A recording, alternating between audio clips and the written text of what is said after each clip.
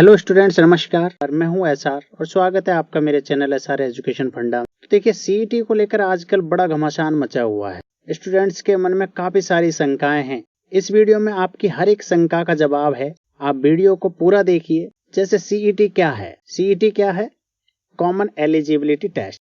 ठीक है। सीईटी से संबंधित सवाल जो आपके जहन में उठते हैं, एग्जाम प्रोसेस क्या है, कैसे एग्जाम का प्रोसेस क्या होगा, इसमें टायर 1 क्या होगा, टायर 2 क्या होगा, क्वालिफिकेशन मार्क्स क्या होंगे, क्वालिफाई करने के बाद वो कब तक वैलिड होंगे, एग्जाम का शेड्यूल क्या होगा सीईटी का, इसके सेंटर्स कैसे आवंटित किए जाएंगे, ऐसे बहुत सारे सवाल हैं जिनके जवाब आपको इस वीडियो में मिलने वाले हैं। इसके फायदे और नुकसान क्या हैं ये भी मैं आपको बताऊंगा। तो चलिए, पहला सवाल आता है, इसे कौन कंडक्ट कराएगा, यानी कि इस एग्जाम को कौन लेगा। इस एग्जाम के लिए एक एजेंसी बनाई गई है जिसका नाम है एनआरए।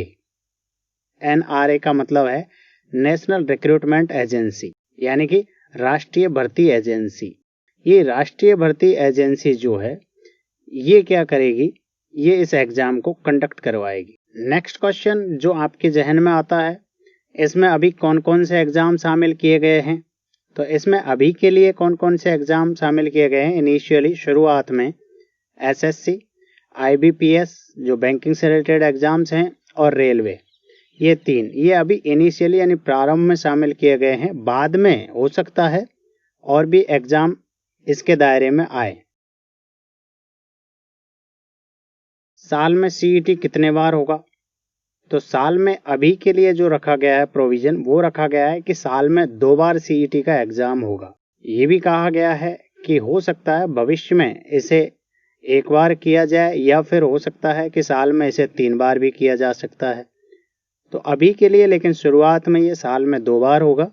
बाद में सरकार डिसाइड करेगी, जो नंबर ऑफ एप्लीकेंट्स हैं उस हिसाब से, साथ में डिपार्टमेंट्स की वैकेंसीज के हिसाब से इसे डिसाइड करेगी कि ये वर्ष में 1 बार किया जाए, 2 बार किया जाए या 3 बार किया जाए। नेक्स्ट क्वेश्चन आता है, आवेदन पंजीकरण कैसे होगा, यानी कि जो एप्लीकेशन का रजिस्ट्रेशन है वो कैसे होगा? तो वो ऑनलाइन होगा। जैसे ऑनलाइन सारे डेटा आपको ऑनलाइन भरने पड़ेंगे, डिजिटल सिग्नेचर अपलोड करने पड़ेंगे, फोटो आपको डिजिटली अपलोड करनी पड़ेगी। तो इस प्रकार से आप रजिस्ट्रेशन कर पाएंगे इसमें। नेक्स्ट क्वेश्चन जो आपके जहन में आता है वो है, प्रश्न पत्र किस प्रकार का होगा? तो प्रश्न पत्र किस प्रकार का होगा? ये ऑब्जेक्टिव प्रकार का होगा, यानी कि बहु की विकल्पीय वस्तुनिष्ठ।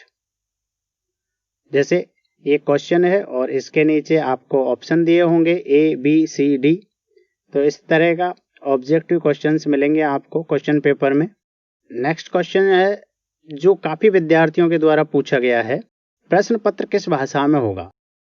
तो देखिए, इसमें इंग्लिश सब में कॉमन रहेगी, और इसके साथ में जैसे आपने हिंदी भरा है तो आपको इंग्लिश और हिंदी में पेपर मिलेगा।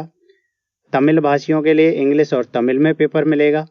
तेलुगु भाषियों के लिए इंग्लिश और तेलुगु में मिलेगा। गुजराती के लिए इंग्लिश और गुजराती में मिलेगा। किसी ने यदि बंगाली भाषा भरी है तो इंग्लिश और बंगाली में पेपर मिलेगा उसे। सीईटी एग्जाम के रिजल्ट के बाद क्या होगा? क्या सीधी नौकरी मिल जाएगी? तो इसका जवाब है नहीं। सीईटी एग्जाम जो पास करोगे आप, उसके बाद आपको सीधी नौकरी नहीं मिलेगी। तो इसी के लिए नेक्स्ट क्वेश्चन आता है आपका, क्या सीईटी के बाद और भी एग्जाम देनी पड़ेगी? जी हाँ, आपको सीईटी के बाद और भी एग्जाम देनी पड़ेगी। सीईटी एग्जाम के बाद चयन प्रक्रिया क्या होगी? टायर 2, टायर 3 क्या है? तो देखिए, ये सीईटी के एग्जाम के बाद का ही प्रोसेस है जो टायर 2, टायर 3 है। जैसे ये सीईटी एग्जाम है, यानी कि ये फिल्टर है एक तरीके से, स्क्रीनिंग। ठीक है, ये पास कर लिया आपने। ये पास करने के बाद आपको क्या होगा? फिर एसएससी, आईबीपीएस या रेलवे, इनकी एग्जाम देनी पड़ेगी। यानी कि होगा क्या, आपने ये जो फिल्टर पास किया है, ये आपकी प्री एग्जाम हो गई एक तरीके से। ठीक है, मेंस एग्जाम जो टायर 2 से जाना जाएगा, ठीक है, वो एग्जाम होगा डिपार्टमेंटल। जैसे एसएससी उसे लेगा, आईबीपीएस लेगा, रेलवे लेगा। ठीक। टायर 3 क्या है? टायर 3 में आएंगे जैसे इंटरव्यू है, टाइपिंग टेस्ट है, ये सब टायर 3 में आ जाएंगे। और इसको पास करने के बाद आपका रिजल्ट आएगा, फाइनल सिलेक्शन यहाँ आपको मिलेगा। तो ये हुए आपके टायर 2 और टायर 3।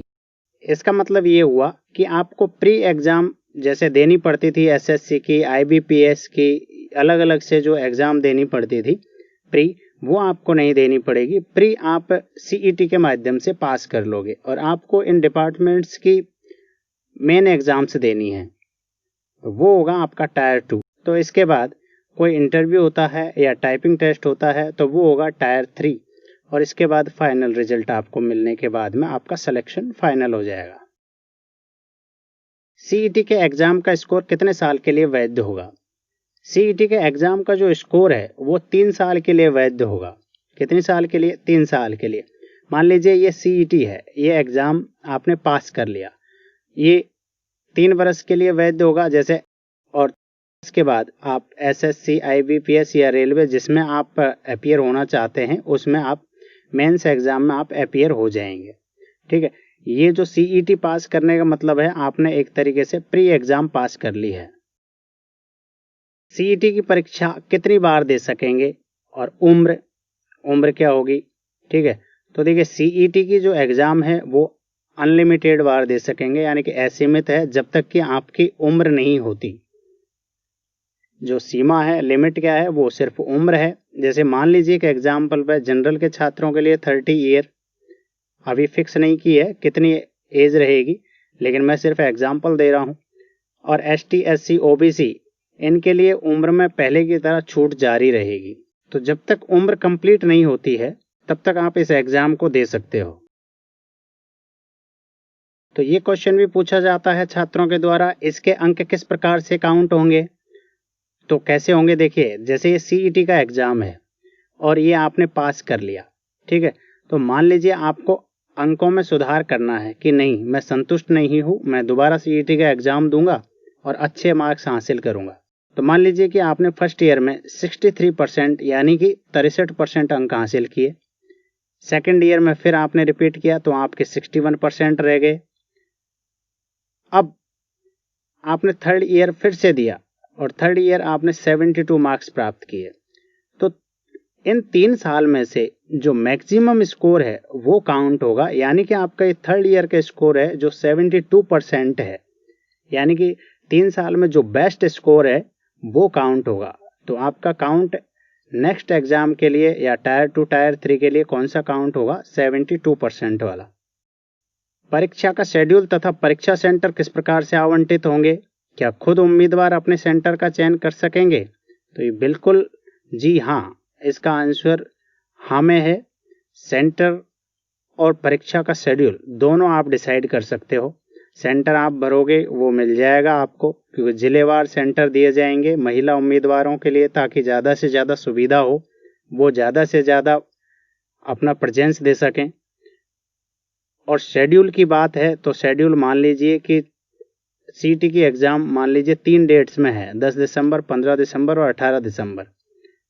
तो आप इनको शेड्यूल कर सकते हो। मान लीजिए आपकी 10 दिसंबर को शादी है, आप 10 दिसंबर को नहीं देना चाहते हो एग्ज़ाम, 15 दिसंबर को देना चाहते हो, तो आप इसे फिक्स कर सकते हो 15 दिसंबर के लिए। आप 10 दिसंबर की जो एग्ज़ाम है उसे 15 दिसंबर के लिए शेड्यूल कर सकते हो। ये क्वेश्चन सबसे ज़्यादा पूछा गया है, जिस परीक्षा के आवेदन 2020 में भरे गए हैं उनका क्या होगा? ये सबसे ज़्यादा पूछा गया है। तो देखिए, जिनके फॉर्म भर दिए गए हैं वो एग्ज़ाम सीईटी से पहले या सीईटी के अलग से कर ली जाएगी, इसमें कोई डाउट नहीं है, क्योंकि सीईटी 2021 से एप्लीकेबल होगा। तो इसका मतलब 2021 से पहले जो भी नोटिफिकेशन आएंगे और जो भी एग्ज़ाम्स के आवेदन ले लिए गए हैं वो सब एग्ज़ाम्स इससे पहले कंडक्ट हो जाएंगी, उनका रिजल्ट अलग से आएगा और उनकी भर्ती भी अलग से कंप्लीट होगी। एक जनरल जानकारी है, सीईटी किस थीम पर आधारित है? तो ये वन नेशन वन थ्योरी पर आधारित है। मोदी सरकार का जो एजेंडा है, एक देश एक पेंशन जैसे एग्जाम्पल है, आपने देखा था अभी कुछ दिन पहले एक देश एक पेंशन लागू किया, एक देश एक पहचान आधार कार्ड जो लागू किया वो आपने देखा। इसी तरीके से ये भी इसी थीम पर आधारित है, वन नेशन वन एग्जाम, एक देश एक परीक्षा। सीईटी का सबसे बड़ा फायदा किसको है, क्यों है? तो देखिए, गवर्नमेंट, तो गवर्नमेंट का इससे पैसा और समय दोनों बचेंगे, पैसा भी बचेगा और समय की भी बचत होगी।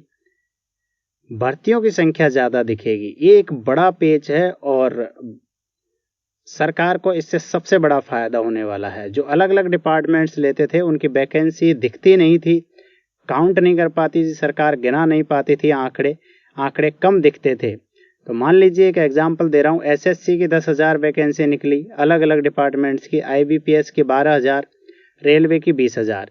ये अलग अलग वैकेंसी निकलेगी तो दिखेगी नहीं। यदि कलेक्टिवली इन वैकेंसीज को एक साथ निकाला जाएगा तो ये दिखेंगी 42,000। जो आंकड़ा होगा वो एकदम बहुत ज़्यादा दिखाई देगा, 42,000। हालांकि सीईटी के बाद एग्जाम्स प्रत्येक डिपार्टमेंट्स को लेनी है, लेकिन वैकेंसी आपको एक नज़र में बहुत ज़्यादा दिखेंगी एक साथ। तो इसका श्रेय किसको जाएगा?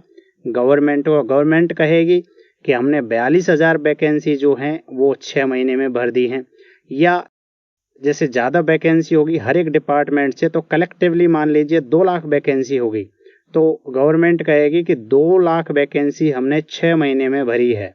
ठीक है, तो ये भर्तियों की संख्या है, ये ज़्यादा दिखेगी। तो सरकार को क्या है, एकदम जो संख्या गिनाने में काफ़ी आसानी होगी, और यहाँ से एक ये जो भर्तियों की संख्या है ये वोट बैंक का भी काम करेगी। तो सबसे बड़ा जो फायदा है वो होगा किसको? सरकार को। जो भी सरकार होगी केंद्र में, उसको इसका सबसे बड़ा फायदा मिलने वाला है। अब स्टूडेंट्स, तो स्टूडेंट्स के लिए पैसे की बचत तो होगी ही, समय की भी बचत होगी। तो स्टूडेंट्स के लिए भी फायदे ही फायदे हैं इसके, कोई नुकसान नहीं है। पैसा का भी बचत होगा और समय की भी बचत होगी।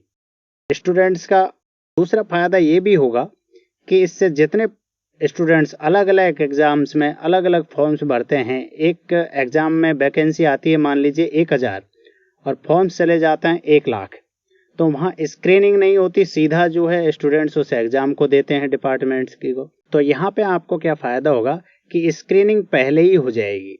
तथा छात्रों, सीईटी से रिलेटेड आपके कन्फ्यूजन्स का क्लैरिफिकेशन और काफ़ी सारे कन्फ्यूजन्स आपके जहन में थे, वो शायद इस वीडियो से आपके क्लियर हुए होंगे।